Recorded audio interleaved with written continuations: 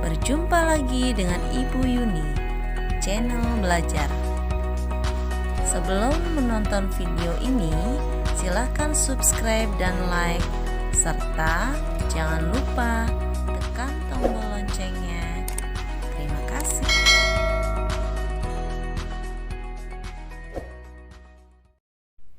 Baiklah anak-anak, hari ini kita belajar kembali ya. Masih dalam tema 5, pengalamanku, subtema keempat, pengalamanku di tempat wisata. Dan hari ini ya anak-anak, hari Rabu, tanggal 3 Februari 2021. Pembelajaran 1, 2, dan 3. Baiklah anak-anak, sekarang kita coba mengamati gambar ya yang ada pada layar. Nah, kita lihat. Di sini ada Dayu ya, ada Beni, ada ayahnya ya, ada ibunya juga di situ. Itu sedang berada di sebuah mobil wisata. Nah, mereka ini akan pergi ke tempat wisata. Kira-kira ke tempat wisatanya di mana ya? Ada yang tahu anak-anak? Ya, kita lihat di situ banyak stupa ya. Stupa itu adalah tempat ibadah ya. Tempat ibadahnya agama Buddha ya. Ini adalah ke Candi Borobudur. Ada yang tahu di mana Candi Borobudur? Ya, Candi Borobudur itu ada di Magelang ya, dekat dengan Yogyakarta ya. Selanjutnya, Nana, kita perhatikan ceritanya di sini ya. Beni sering mengunjungi tempat wisata. Beni pergi ketika liburan. Beni juga pernah pergi study tour. Ada yang tahu apa itu study tour? Ya, study tour adalah kegiatan pembelajaran yang dilaksanakan di lapangan. Maksudnya adalah di luar kelas atau di luar sekolah. Adapun tujuannya diadakan study tour adalah agar anak-anak dapat melihat, dapat berkunjung ke tempat wisata dan mengamati tempat wisata. Selanjutnya ya, ada beberapa tempat wisata yang akan kita kunjungi ya di Indonesia dalam pembelajaran kali ini ya, pembelajaran 1, 2, dan 3. Yang pertama adalah Taman Nasional Bantimurung. Ada yang tahu di mana ini? Kita lihat dulu gambarnya ya. Ya, di sini adalah gambar dari Taman Nasional Bantimurung. Taman Nasional ini terletak di Sulawesi Selatan. Banyak beraneka hewan yang dipelihara, baik yang masih banyak populasinya ya, jumlahnya masih banyak, sampai yang hampir punah. Hampir punah tuh hampir mati ya. Itu jumlahnya sedikit ya. Selanjutnya tempat wisata yang kedua adalah Rumah Gadang. Kita lihat gambarnya ya Nana ya. Nah, ini adalah Rumah Gadang ya. Rumah Gadang ini anak-anak ya adalah ciri khas rumah yang terdapat di daerah Sumatera Barat. Banyak tempat wisata yang indah serta adat istiadat yang unik di sana. Sehingga banyak wisatawan yang berkunjung ke Sumatera Barat ya. Selanjutnya masih tempat wisata ya anak-anak ya. Air terjun Lubuak Tampuruang. Nah, di mana ini kita lihat dulu. Nah, ini air terjunnya tinggi sekali ya. Sangat indah kita lihat dari layar. Baik anak-anak, air terjun ini terletak di Padang, Sumatera Barat.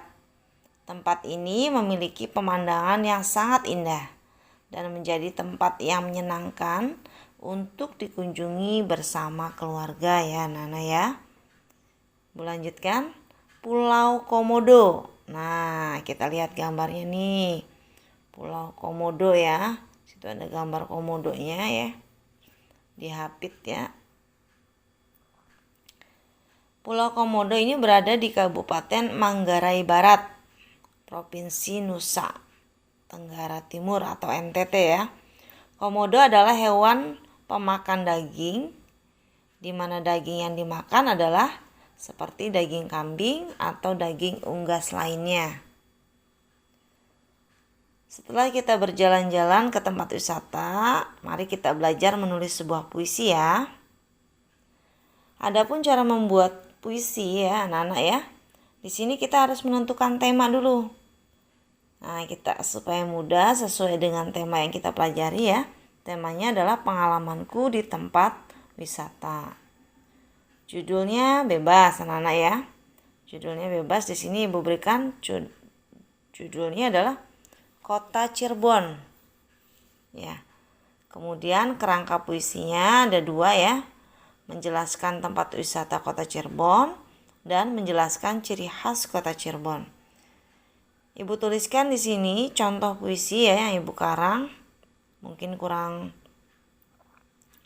sempurna ya. Boleh anak-anak lihat di sini. Kota Cirebon judulnya Ibu berikan ya. Karya Yuni Sulistiawati. Kota Cirebon, kota kelahiranku. Kau selalu kurindukan. Senang rasa hatiku. Gado-gado kerupuk udang. Nasi lengko, nasi jamblang. Makanan khas Cirebon tak mudah kulupakan. Keraton Kanoman, keraton Kasepuhan. Ingin rasa hati berkunjung, namun tak pernah kunjung. Itulah contoh puisi ya anak-anak ya. Belajar membuat puisi anak-anak. Selanjutnya anak-anak setelah kita belajar membuat puisi, kita lanjutkan ya. Kita amati gambar. Di sini ada sebuah gambar di mana anak-anak ini sedang berwisata ke daerah Sumatera Barat. Dan kebetulan di sini Beni melihat. Lihat teman-teman. Ada banyak botol-botol berserakan. Bagaimana ini? Bagaimana kalau seandainya ini kita jadikan pot bunga saja atau pot untuk tanaman. Nah, selanjutnya Beni pun mencontohkan botol bekas minuman dapat dibuat pot tanaman. Jadi, aku dan kamu tidak perlu membeli pot untuk di sekolah. Bahannya yaitu botol bekas minuman, tanah, air, dan tanaman. Jadi deh sebuah tanaman dalam sebuah pot. Ya, itu ya anak-anak ya. Baik, dari gambar tersebut Ibu akan sedikit jelaskan tentang membuat kerajinan ya. Tadi membuat pot ya. Anak-anak, membuat kerajinan itu sangat menyenangkan ya. Karena dengan bermain kita dapat menghasilkan karya. Bahan buatan juga bisa digunakan untuk membuat karya seni anak-anak. Bahan buatan itu diperoleh dengan cara dibuat oleh tangan manusia maupun mesin. Bahan buatan itu bisa berupa kertas, plastik, botol, gabus, dan lain sebagainya. Masih banyak lagi ya. Selanjutnya, bahan buatan bekas juga bisa dibuat karya seni. Adapun manfaat menggunakan bahan bekas adalah mengurangi sampah ya. Perlu anak-anak ketahui sampah ini di dunia ini sudah sangat banyak ya. Terutama sampah plastik. Sehingga bumi kita ini lubang-lubang. Akhirnya kita yang tinggal itu terasa panasnya, menyengat ya. Nah, oleh karena itu anak-anak, kegiatan membuat kerajinan dengan bahan bekas mempunyai 2 fungsi. Yang pertama untuk melatih kreativitas anak-anak, dan yang kedua untuk menjaga kebersihan lingkungan. Baik, selanjutnya contoh bahan bekasnya anak-anak ya, kita lihat. Yang pertama botol bekas. Botol bekas anak-anak dapat dimanfaatkan untuk dibuat pot bunga, tempat pensil, tepak pensil, ronce-ronce jendela, dan hiasan lainnya ya. Kita bisa manfaatkan itu. Ini botol-botolnya ya. Ada yang pendek, ada yang tinggi, ada yang rendah ya. Selanjutnya adalah kertas bekas ya. Nah, di sini kertas bekas dapat dimanfaatkan untuk dibuat kipas ya, dilipat-lipat itu. Kemudian dibikin miniatur benda, baik benda seperti sepeda, seperti motor dan lainnya. Bisa dibuat menara ya, bisa dibuat bunga, daun, dan hiasan lainnya ya anak-anak. Nah, ini contoh kertas lembarnya.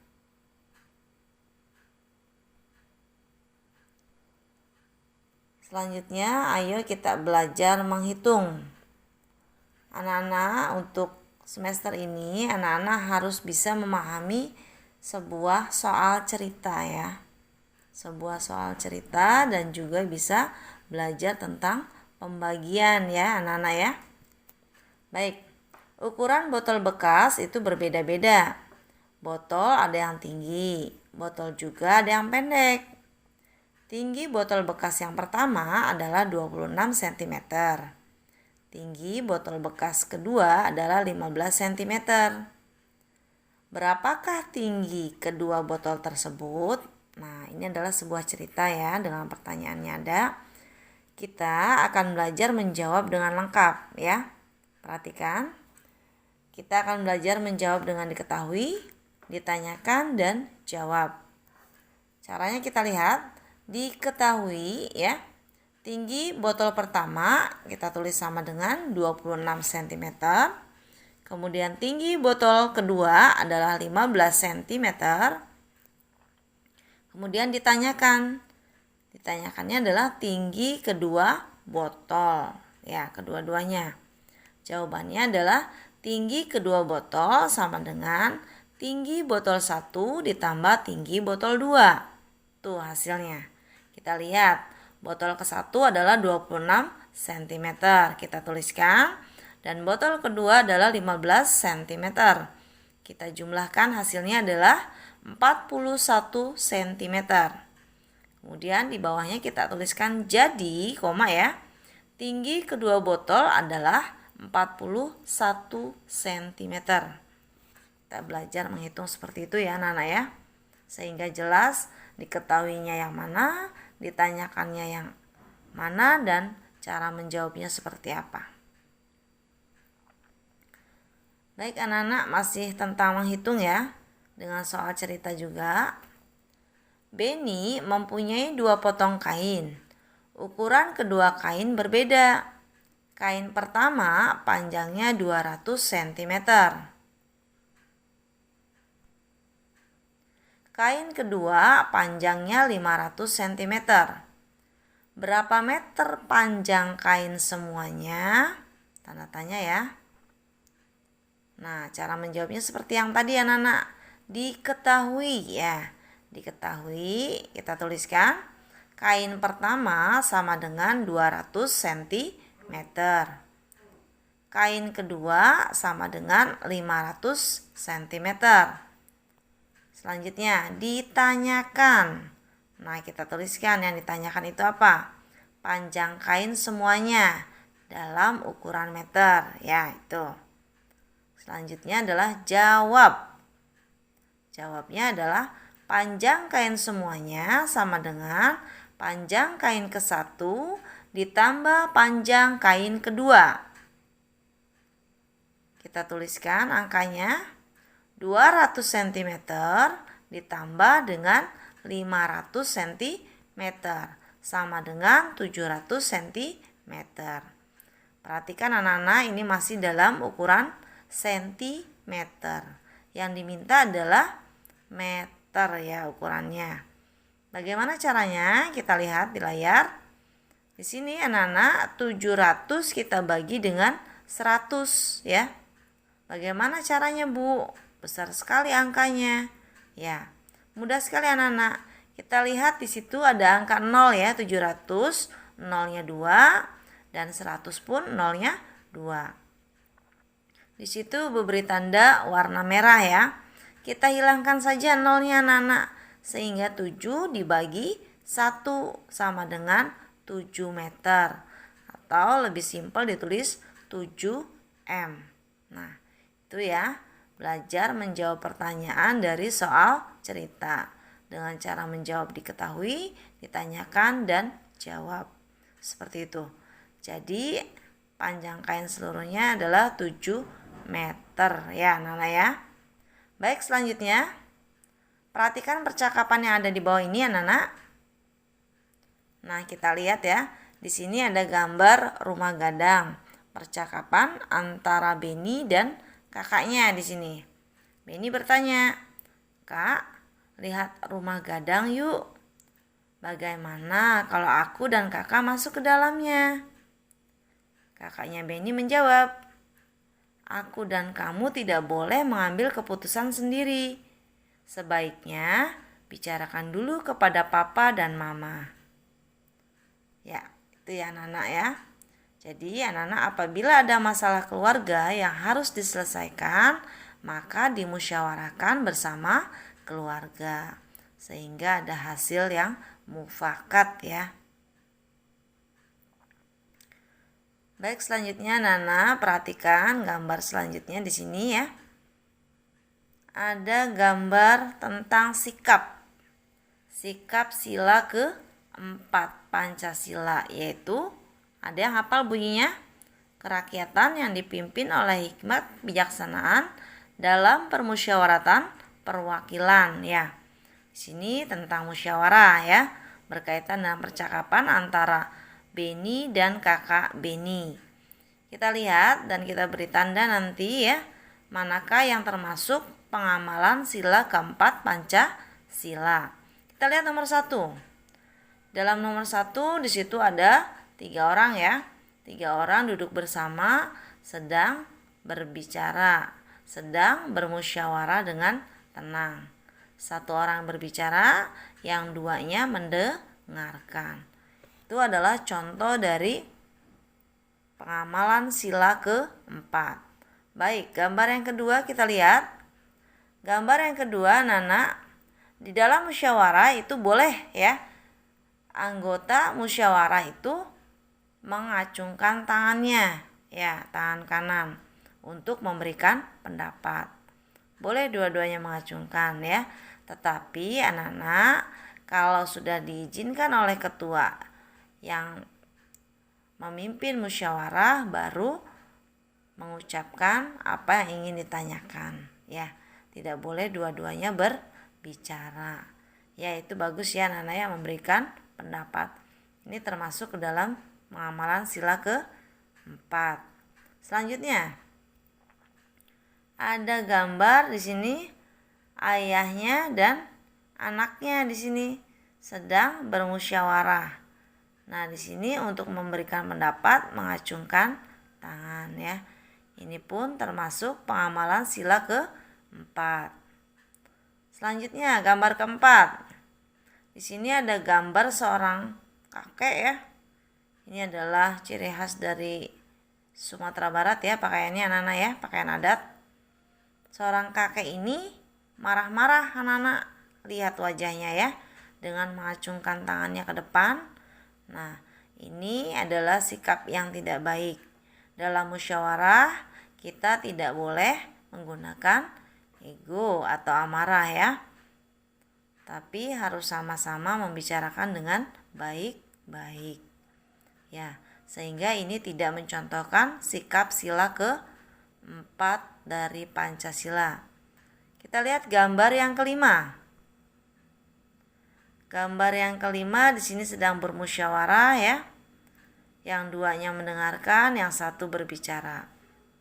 Nah, ini pun contoh dari sila ke-4 Pancasila.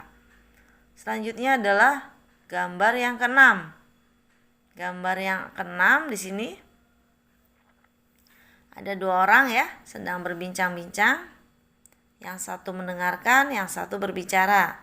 Ini pun termasuk sila ke-4 ya, menghormati pendapat orang lain.